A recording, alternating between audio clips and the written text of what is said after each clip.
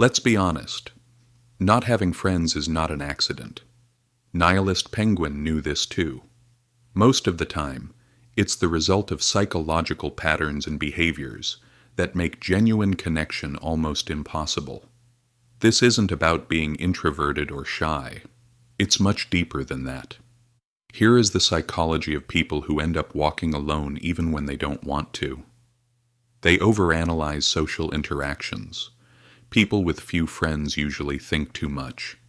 They replay conversations in their heads, analyze every word, and obsess over how they came across. This comes from excessive self-awareness. It may look normal, but socially it's toxic. Because when you're stuck in this state, you can't relax, and people sense that tension. It feels like distance. Even when you're trying to connect, you come across as cold. You're not actually cold. The truth is, your brain is more focused on analyzing people than bonding with them. They have a low tolerance for inauthenticity. You instantly notice forced laughter and fake drama.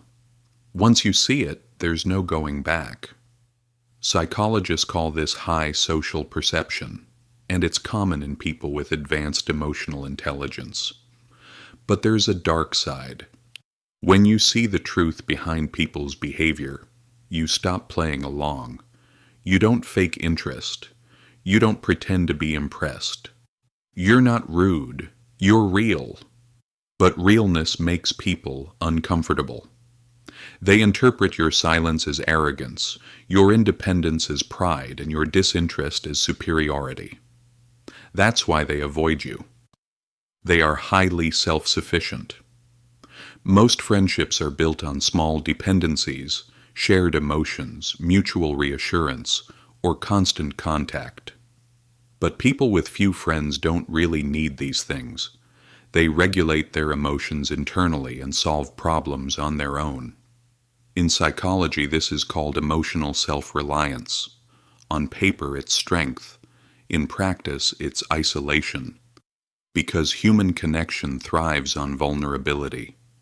When you don't ask for help, don't open up, and don't show emotional need, people subconsciously feel useless around you. You don't push people away directly. You just don't leave space for them to matter. You're not unlikable. You're strong and self-sufficient. They reject group mentality. People who struggle to maintain friendships often have one dangerous trait: high individualism. They don't follow trends. They don't mimic group behavior. They don't change themselves just to fit in. Psychologists call this low social conformity. It makes you stand out, but it also leaves you outside. You think independently, speak clearly, and question social rules that others blindly accept. This earns quiet respect, not closeness. Because people bond through similarity, not difference. When everyone laughs, you analyze the joke. When everyone agrees, you ask why. When everyone follows, you quietly step back. That distance keeps you honest, but it also keeps you alone. They struggle with emotional reciprocity. Here's a truth few want to admit. Some people struggle with friendships because they don't know how to emotionally reciprocate. They understand logic, not warmth. They know how to support, but not how to share. In psychology, this is linked to alexithymia, difficulty identifying and expressing emotions. You care, but you don't show it in ways others understand. So, while people may admire your mind, they feel emotionally disconnected. You think being reliable is enough, but people don't just want help, they want to feel seen. When they don't, they quietly drift away. Most people who end up without friends didn't lose them overnight.